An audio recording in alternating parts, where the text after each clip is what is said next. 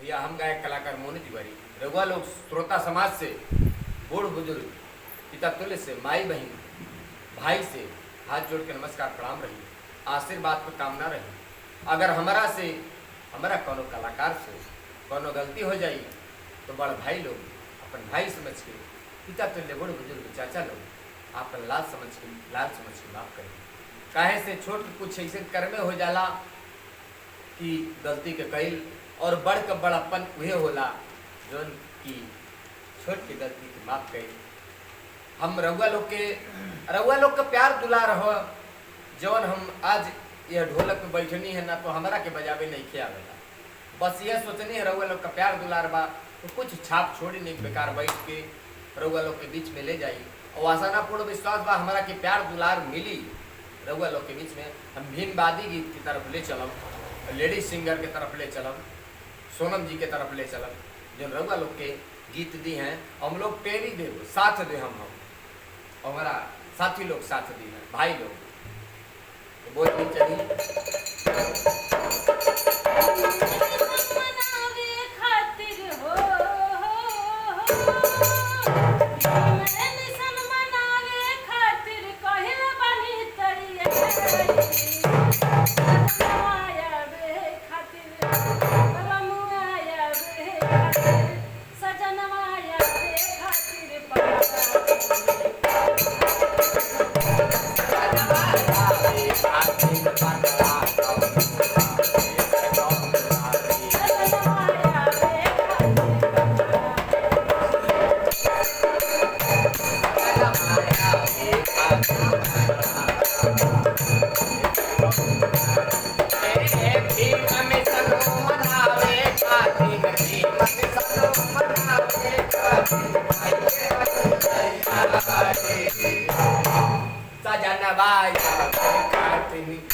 बलमुआया देखा दिन पकड़ा जल्दी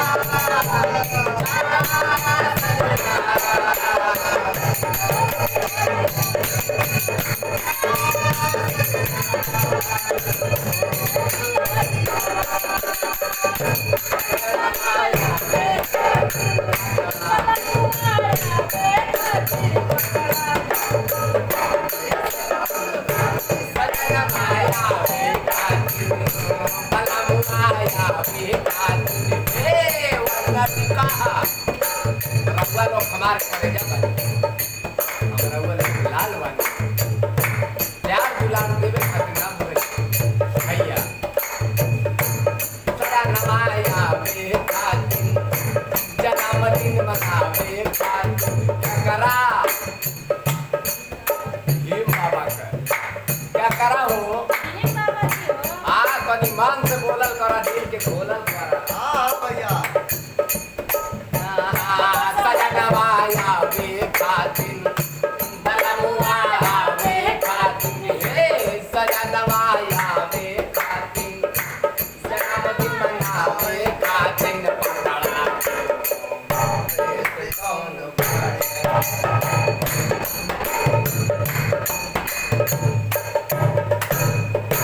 चला आगे चला बात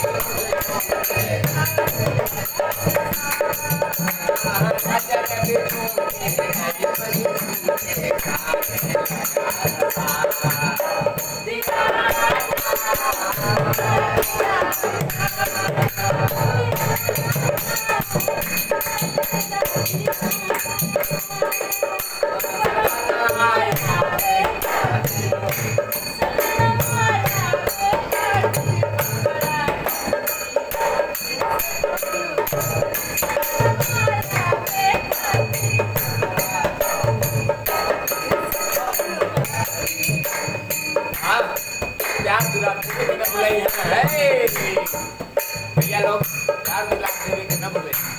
हमारा चैनल टीआरपी फिल्म सीरीज के जरूर से जरूर सब्सक्राइब कर ली, बेल आइकन की घंटी दबा के न भूले। भैया लोग या हमारे करेजा सुरता समाज रउआ लोग जकरा के चाहे हीरो बना दी, जकरा के ना चाहे ओकरा के हीरो बना दी।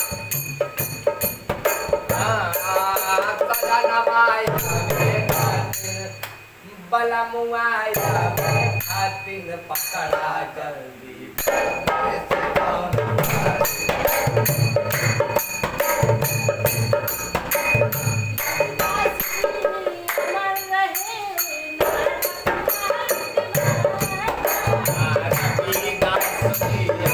रहे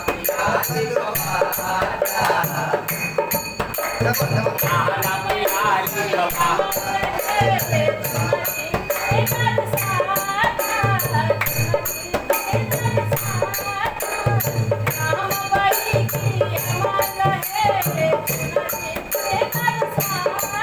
राम बाई की अमर रहे दुलरी के बरसाता